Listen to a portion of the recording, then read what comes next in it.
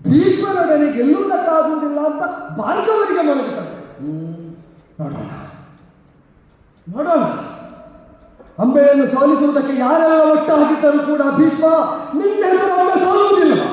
ಅಂಬೆಯನ್ನು ಸೋಲಿಸಲಿಕ್ಕೆ ಒಟ್ಟಾಗಲ್ಲ, ಅದಲ್ಲದಿದ್ದರೆ ಇಷ್ಟು ಮಂದಿಗಳನ್ನೆಲ್ಲ ಒಟ್ಟು ಮಾಡಿ ಭೀಷ್ಮನ ಮುಂದೆ ಕರ್ಕೊಂಡು ಬಂದದ್ದು ನೀನು ಬದಲಿಸಿದೆಯಲ್ಲ. ಯಾವುದಕ್ಕೆ ಮದುವೆ ಭೀಷ್ಮ ಅಂತ ಕೇಳಿದ ಕಾಲದಲ್ಲಿ ಸಾಲ್ವನಲ್ಲಿ ಮದುವೆಯಾಗಿಸು ಅಂತ ಹೇಳಿಲ್ಲ, ತನ್ನಲ್ಲಿ ಮದುವೆಯಾಗುವಂತ ಆಗ್ರಹ ತೋರ್ತಾನೆ ಅಂತ ಆರೋಪಿಸಿ ಭೀಷ್ಮ ಶೀಲಗೆಟ್ಟವನು ಅಂತ ಆರೋಪಿಸಿದ. ಸಾಲ್ವನ ಮಾತು ಕೇಳಿದ ಮೇಲೆ ಭೀಷ್ಮನನ್ನು ಭ್ರಷ್ಟರಾಗಿಸುವುದಕ್ಕೆ ಮದುವೆ ಆಗುತ್ತೆ ಹೇಳಿದನು.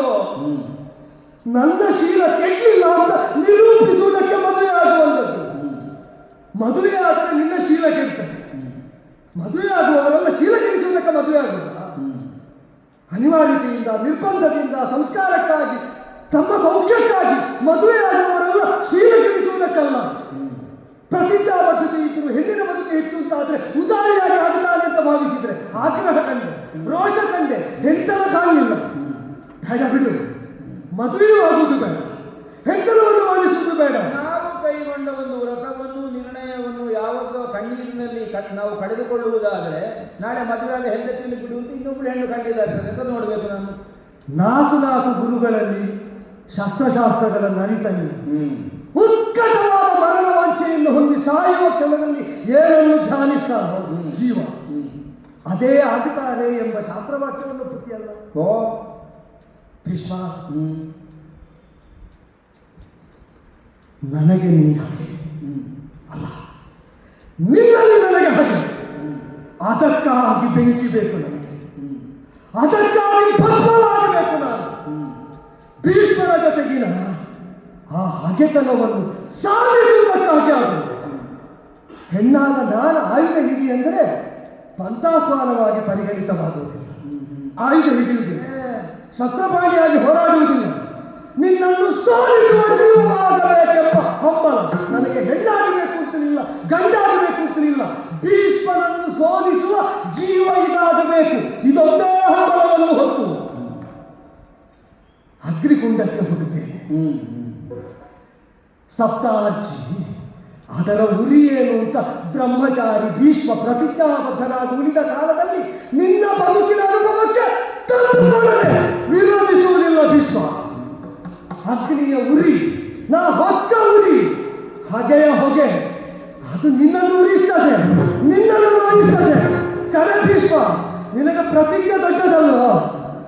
ಪ್ರತಿಜ್ಞೆನು ಇವತ್ತಿನಿಂದ ಬ್ರಹ್ಮಚಾರಿ, ಲೋಕದಲ್ಲಿದ್ದ ಹೆಣ್ಣು ಮಕ್ಕಳಲ್ಲ ಏನು ನನಗೆ ಆಚಾರ್ಯ ಭೀಷ್ಮ. ಅಂಬಾ ಶಬ್ದಕ್ಕೆ ತಾಯಿ ಅಂತ ಒಂದು ಅರ್ಥ ಉಂಟು, ತಾಯಿ ಅಂತ ಒಂದು ಅರ್ಥ ಉಂಟು. ಪ್ರತಿಜ್ಞೆ ನಡೆಸುವ ಫಲದಲ್ಲಿ ಹೆಣ್ಣೊಬ್ಬಳು ತಾಯಿಯಾಗುವ ಅವಕಾಶವನ್ನೇ ನಿರಾಕರಿಸಿದ ಭೀಷ್ಮ. ಕರಿ ಪ್ರತಿಜ್ಞೆ ಉಳಿಸಿನಿಂದ ಪಾಲಿಸುವುದು ಸಾಧಿಸುವುದಕ್ಕಾದರೂ ಅಗ್ನಿಯ ಒಡಲು ಹೋಗುವ ಕಾಲದಲ್ಲಿ ಒಳಗಿನಿಂದ ಕರಿ ಭೀಷ್ಮ. ಅಂಬ ಅಂಬ ಅಂಬ ಅಂತ ಕರಿ. ಅದಲ್ಲದಿದ್ದರೆ ತಾಯಿಯಾಗಬೇಕಾದ ಜೀವ ಉರಿಯುವಾಗ ತಡೆಯಲಾಗದ ಪಾತಕ ನಿನ್ನನ್ನು ಸುಡುತ್ತದೆ, ತಡೆಯಲಾಗದ ಪಾತಕ ನಿನ್ನನ್ನು ಸುಡುತ್ತದೆ.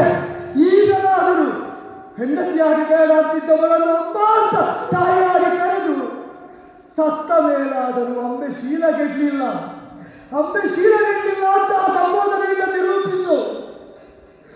ಅದಲ್ಲ ಅಂತಾರೆ. ಇದು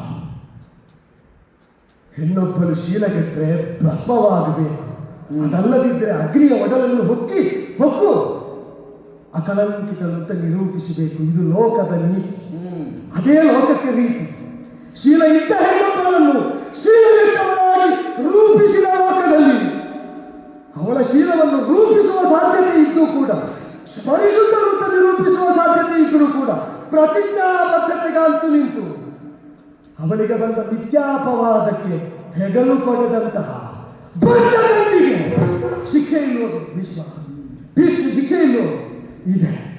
ಶಿಕ್ಷಾರೂಪರಾಗಿ ನಾನು ಬರ್ತೇನೆ, ನಾನೇ ಬರ್ತೇನೆ. ನಾನು ನಿನ್ನ ಶಿಕ್ಷೆಯಾಗಿ, ನಿನ್ನ ವ್ಯಸನವಾಗಿ, ನಿನ್ನ ನೋವಾಗಿ, ನಿನ್ನ ಚೀತಾಗಿ ಬರ್ತೇನೆ ಭೀಷ್ಮ. ಯಾಕೆ ಅಂದ್ರೆ ಪ್ರತಿಜ್ಞಾಬದ್ಧನಾದ ಭೀಷ್ಮನ ಎದುರಿನಲ್ಲಿ